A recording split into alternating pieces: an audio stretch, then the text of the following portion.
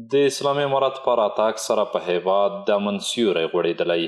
د میدان وردګو ولسونه وایي اوس یې اخترونه په رښتیا د خوښیو ورځې دي. دوی د اسلامي امارت له مجاهدینو زیات خوښ دي چې د اختر په ورځو کې دندې ترسره کوي.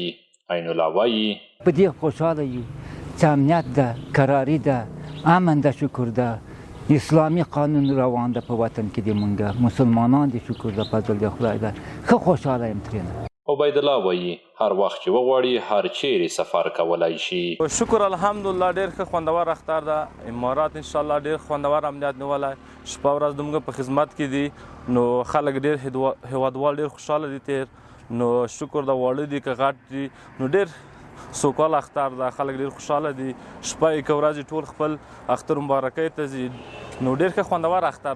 د میدان وردګو ولایت امنیه قومندانۍ امنیتي مرستیال مولوي الله نور ناصح ولسونو ته د اختر د مبارکۍ ترڅنګ د بشپړ امنیت ډاډ ورکوي او وایي چې امنیتي ځواکونه د هیوادوالو په خدمت کې شپه او ورځ دندې ترسره کوي. هیوادوالو ته د بشپړ امنیت ډاډ ورکوو.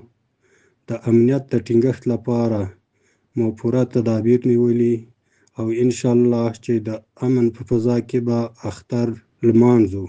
په دنده بوخت مجاهد محمد سلیم ټولو هیوادوالو ته د امن اختر ډاډ ورکوي. هیوادوالو ته دا ډاډ ورکوم چې بېغمه خپل اختر ولمانځي او خپل چکرونه ووهي، بس موږ یې په خدمت کې یاستو شپه او ورځ. د ویلو ده چې د اسلامي امارت په راتګ سره اخترونو د امن رنګ اخیستی او هیوادوال یې په پوره خوشحالیو سره لمانځي.